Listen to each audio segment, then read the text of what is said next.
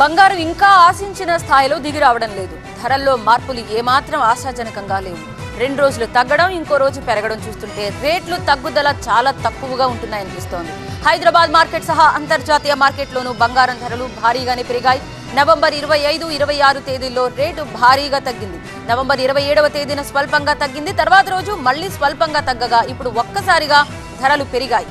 హైదరాబాద్ లో 10 గ్రాముల 24 క్యారెట్ల బంగారం ధర 78,000కు పెరిగింది. అలాగే 22 క్యారెట్ల గోల్డ్ రేట్ 71,500గా ఉంది. బంగారం ధరతో పాటు వెండి కూడా భారీగా పెరిగింది. మరోసారి కిలో వెండి ధర 1,00,000ను తాకింది.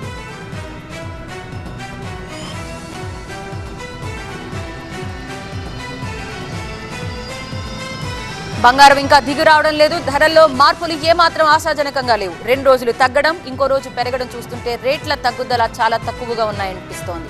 హైదరాబాద్ మార్కెట్ సహా అంతర్జాతీయ మార్కెట్లోనూ బంగారం ధరలు భారీగానే పెరిగాయి.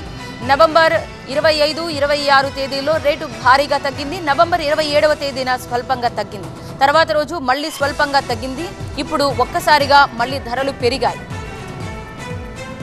హైదరాబాద్ లో 10 గ్రాముల 24 క్యారెట్ల బంగారం ధర 78,000కు పెరిగింది. అలాగే 22 క్యారెట్ల గోల్డ్ రేట్ 71,500గా ఉంది. బంగారం ధరతో పాటు వెండి కూడా భారీగానే పెరిగింది.